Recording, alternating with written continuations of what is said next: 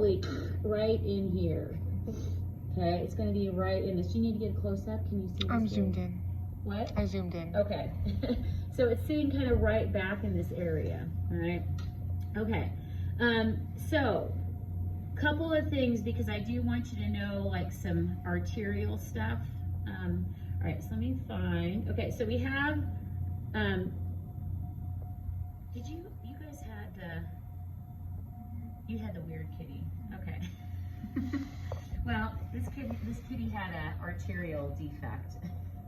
Okay, so, right, remember when we talk about the aorta, right, so this aspect here is the aorta, okay, and normally, so this portion here, just like literally below where my probe is to where we get to the heart, that's the ascending aorta. So this part coming up here, like right where the tip of the probe is, that's the only part that's considered ascending, and then it goes to become the aortic arch, right?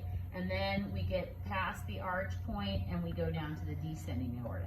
Now, remember what I said, we normally, right, have 3 vessels coming off the aortic arch, okay? So what's going over to the right side, okay, which comes off first, is the brachiocephalic vein. Okay, what would come off next, right, is going to be the left common carotid artery, and then what comes off to the next, furthest to the left is the subclavian vein, okay, or goodness, subclavian artery, okay. Now, this little kitty, right, has an issue, okay, because you notice there's only 2 branches coming off here. Okay. Well, what happened, right, is we have this brachiocephalic branch, okay, that came off, and then that brachiocephalic branch does what it's supposed to. It separates and becomes the subclavian going to the right arm, and it becomes the right common carotid artery going up to the head, but the left common carotid artery came off at the wrong spot. It decided to be in here as part of the brachiocephalic. It's an anomaly, right? It happens, right? It's not, it probably doesn't cause any significant issues. Now, you know, if the artery were kinked, like this or something like that, that would cause obviously problems, right? But it looks as if it's well, you know, rounded, it comes off, it separates, right? And it just happens to do it not off of the aorta itself, or the aortic arch, okay? All right, so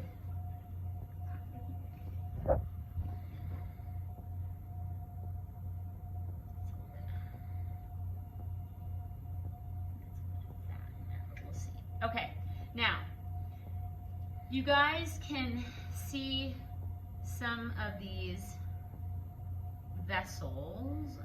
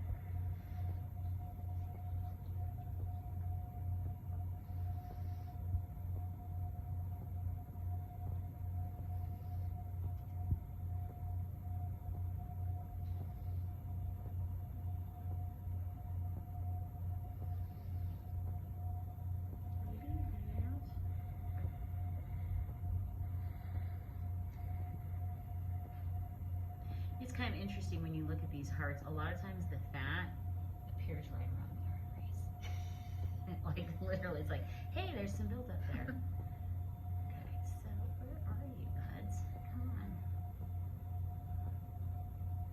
Would that cause some aortic stenosis then? You stenosing and or just build up, sclerosing, right?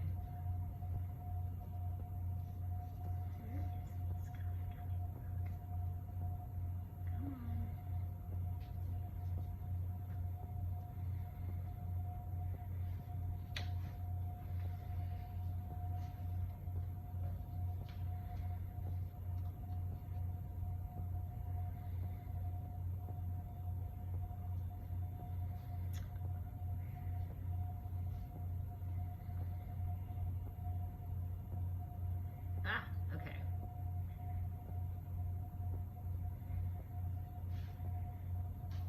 Done one so far.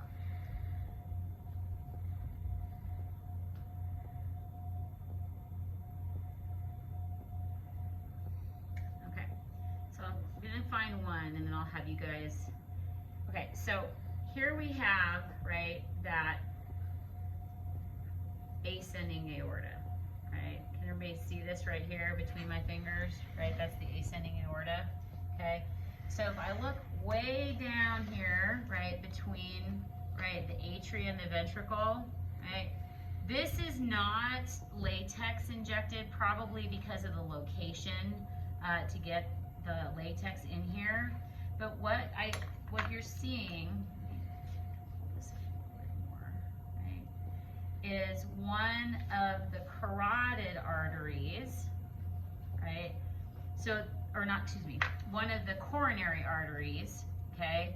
And that coronary artery, right, this, on this particular side, it's going off to the right, okay? So this is our right coronary artery, okay?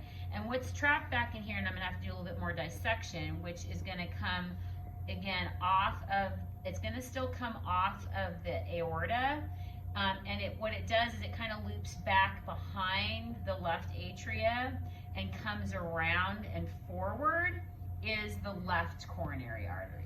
Now the left coronary artery, right, you can see some stuff in here relative to what's happening.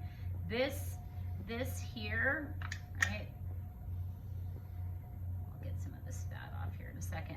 But this left coronary artery, in fact I can see it right there, comes here, comes around, and as it comes forward, right, and it hits the ventricles, it comes and it becomes a descending interventricular artery, okay? So the descending interventricular artery. So the left, right, goes between the left atrium and ventricle anterior to become the anterior descending interventricular artery, okay? The right coronary artery, right, comes around between the right atrium and ventricle, and if we follow this guy around, right, we can pull some of this out.